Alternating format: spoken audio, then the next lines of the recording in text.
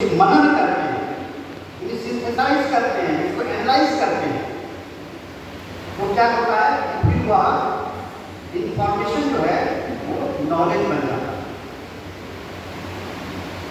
और हमने कहा कि हमारा जो बुद्धि है, बुद्धि जो फिल्टर करती है वो कभी भी केवल इंफॉर्मेशन को रिसीव करके स्टोर नहीं करती, तो नॉलेज को रिसीव करके उसको स्टोर करती।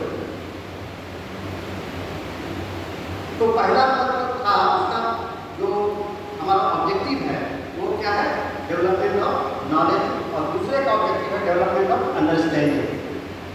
तीसरा जो पद है हमारा वो है डेवलपमेंट ऑफ स्किल, ठीक है ना, यानी उसने जो कुछ सीखा उसको अपनी कुशलता में विकसित कर लिया, उसके अंदर कौशल विकसित हो गया।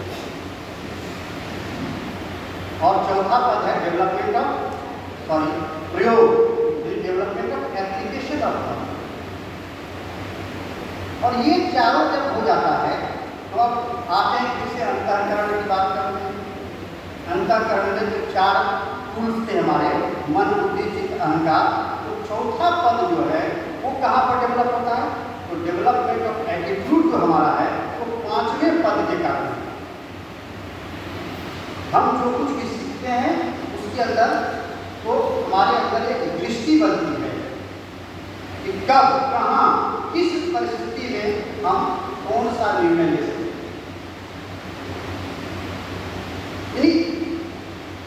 विद्या भारती प्रारंभ से, अब तो इसे हम विद्या भारती का नहीं कहेंगे, अब तो इसको चूँकि राष्ट्रीय शिक्षा नीति में इसको अंगीकार किया गया है तो अब पूरे भारतवर्ष की पद्धति हो गई। लेकिन प्रारंभ से ही हमने सर्वांगीण विकास की अवधारणा जो कल्पना की। सर्वांगीण विकास का मतलब जो पांचों कोर्स है उन पांचों कोर्सों का विकास,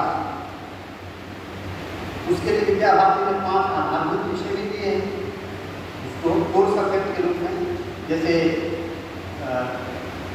शारीरिक है, योग शिक्षा, संस्कृत शिक्षा है, संगीत शिक्षा है और नैतिक और आध्यात्मिक शिक्षा है।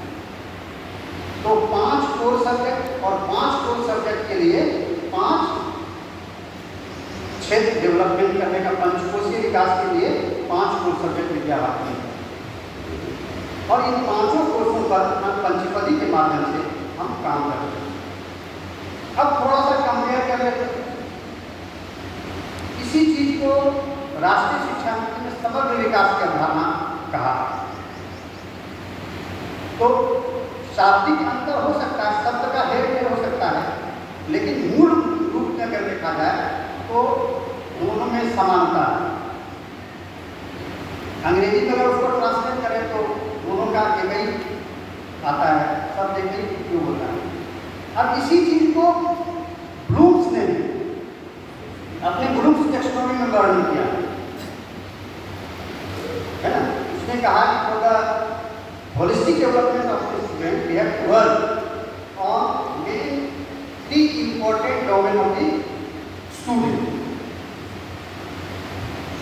तो कौन कौन से डोमेन में काम करना है, तो पहला कॉग्निटिव डोमेन में काम करना, दूसरा साइकोमोटिव डोमेन में करना और तीसरा इफेक्टिव डोमेन में।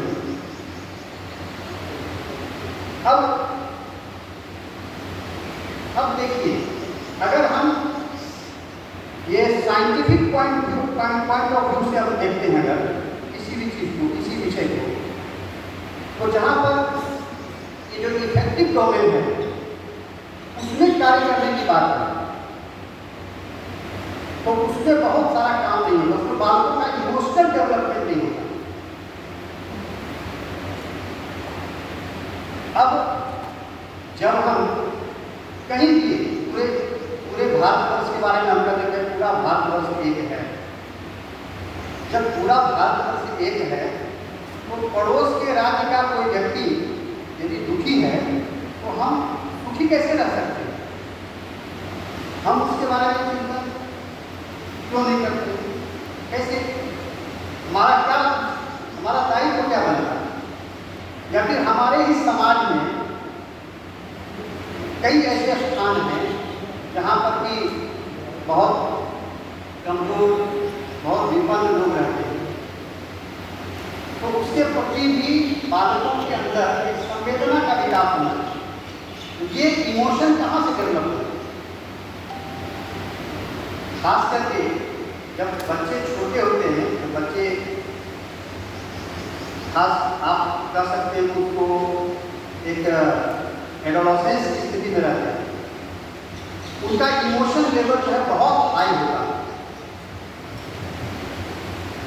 तो जब हम ज्ञानार्जन की प्रक्रिया में जब हम किसी टॉपिक को, किसी विषय को पढ़ा रहे हो, तो उसमें कई सारे विषयों को इंटीग्रेट करते हैं और उस इंटीग्रेट जैसे उसमें कल्चरल इंटीग्रेशन है, भारतीय ज्ञान परंपरा है, कोई अन्य विषय है, ऐसे सारे विषयों को जब इंटीग्रेट करते हैं, उसके माध्यम से बालकों के अंदर एक इमोशन डेवलप होता है और इस इमोशन के डेवलपमेंट को, इसको मैनेज करने की दृष्टि से जो कक्षा के आचार्य शिक्षक हैं, उनकी भूमिका बहुत बड़ी हो जाती है। आज